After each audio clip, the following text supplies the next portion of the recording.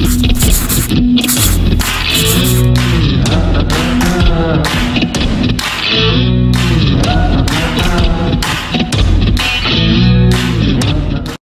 I was tricked to carrying my baby to full term. Popular Nigerian actress Lizzy Anjorin, who gave birth recently on the 5th of May 2021, has taken to her social media platform to reveal how her husband and her family doctor tricked her to carrying her baby to full term, even when she wanted to remove the child.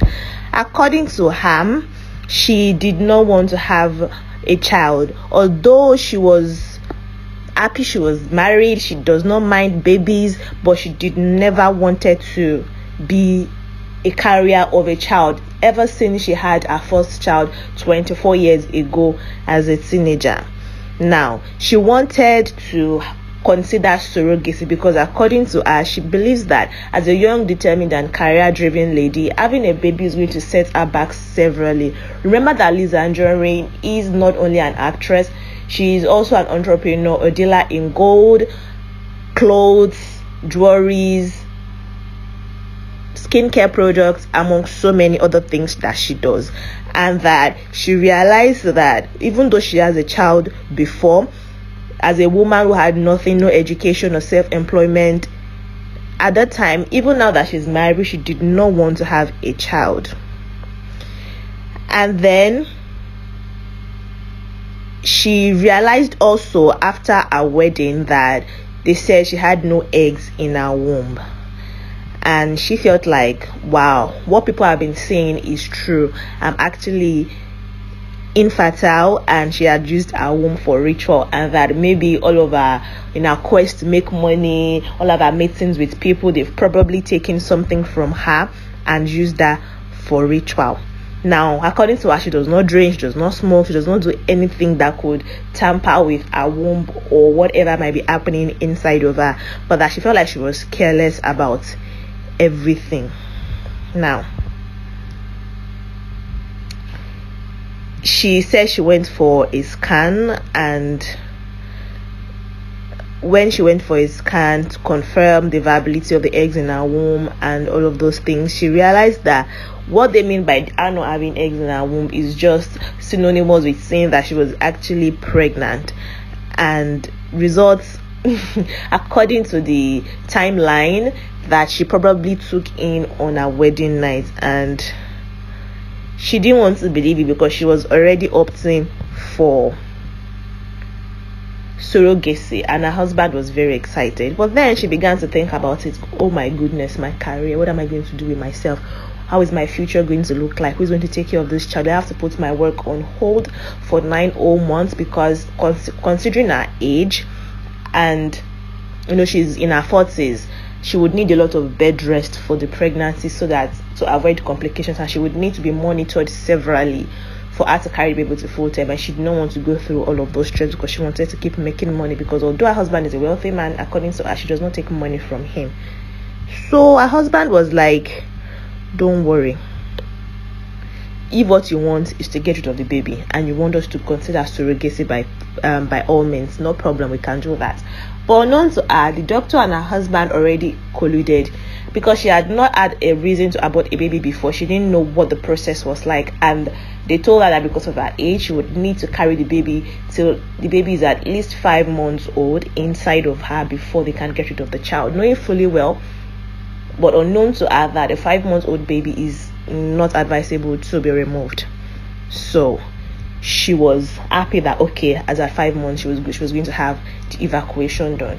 But then when 5 months came, she went to them and they were like, oh no, they are not going to do this. That the doctor was like, he's not going to kill a child and all of those things. And so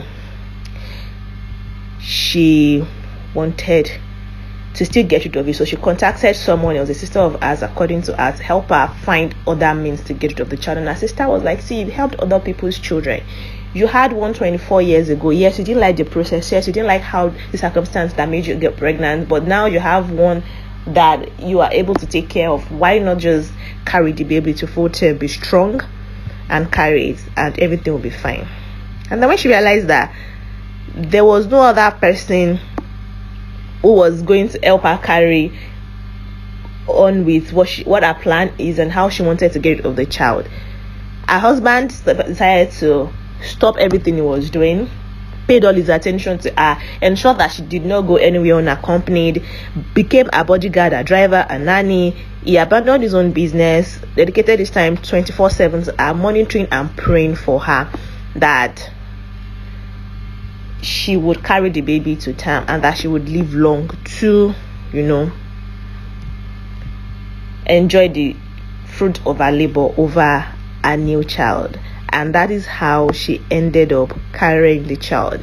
She finished the story by appreciating her husband, Mr. Lawal, and appreciating her doctor, Mr. Mukuro, who, despite all of her attempts, monitored her, ensured that she had an healthy pregnancy journey, and also ensured that when it was time to actually give birth, she gave birth to an healthy child. And how she, her family members and loved ones were able to help her keep the pregnancy journey a secret, because she didn't tell us she was pregnant until after she gave birth to her child. She said she strived very hard to meet up with clients and customers. Even when she had oxygen mask on, she spoke with them. She does her adverts back to back. Even when she passed out so many times on field, she comes online to engage with fans with educational talk shows, even when she was feeling tired and weak. And that if we have parents who actually stood for us, who took care of us, we should appreciate that, because it is not easy trying to push a career, trying to make money while laboring over a child. And she also prayed for everybody trying to conceive that they will actually have an healthy pregnancy, and God will answer their prayer. So on the 5th of May, when Lizzy Anjorin broke the news that she delivered a child, everybody was very happy for her. According to her, she said, "Egomi dogo Oba Shetomako has done it again. He judged based on earth, not by how you are judged by human. Oba Pegomire has ended my shame completely. Join us as we celebrate her last favor. He's blessed us yet again. It ended in praise. Alhamdulillah." That is how she announced the birth of her child. So if you do not know much about Lizzy Anjorin, continue with me as I take you through her journey through fame and how she got to where she is, her early life and education. If you're yet to subscribe to this channel, please consider subscribing to this channel already. So actress Lizzy Anjorin was born Elizabeth Anjorin in Lagos State, Nigeria. She started working at a tender age because she did not have money. She was born into a poor family and she was living on the streets with her mom to earn a living. She completed her primary and secondary school education and went and had the WAEC results, but she could not continue with her education because there was no money for her, and also she got pregnant in the process. In 2017, she graduated with a BSc in Transport Management and Planning from the Olabisi Onabanjo University. She said that while she went into the movie industry, was actually filled by a fear of failure and knowing that there was fame and also money in the entertainment industry. She is a movie producer. She's produced several movies of her own, but one of the movie that she produced that solidified her as a notable movie producer is Owo Naira Belt. She has featured in several other movies, Go for the First Lady, Gold, Yawa Bouquet, and among several others. She was a single parent because she had the child as a teenager, which was 24 years ago. But in 2013, she converted from Christianity to Islam and adopted the name Aishat, and so she began to be introduced as Elizabeth Aishat Anjorin, now Lawal. She became familiar with the royal family of Oyo town, the Alaafin of Oyo, and there was rumor in 2017-18 that she was going to marry him, but she came out to debunk the news to say that the Kabiyesi was just a father figure to her and he sponsored her Owo Naira Bet, the movie.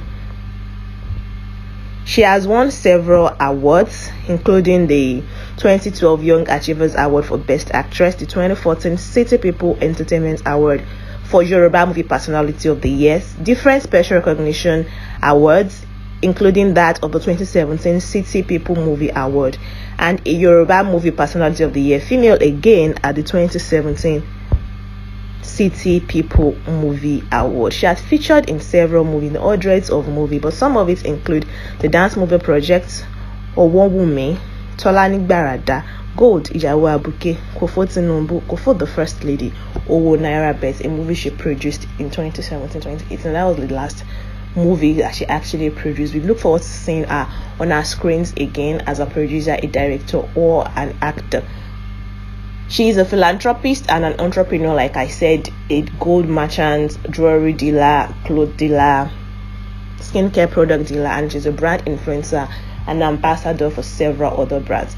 Anyways, that will be all for today concerning Lizzy Anjorin and her child and the journey of how she ended up carrying a baby to full term despite wanting to remove it, and how her husband and doctor tricked her to carrying it. Let me know what you think about this story. Thank you very much for watching, and I'll see you in the next one. Bye.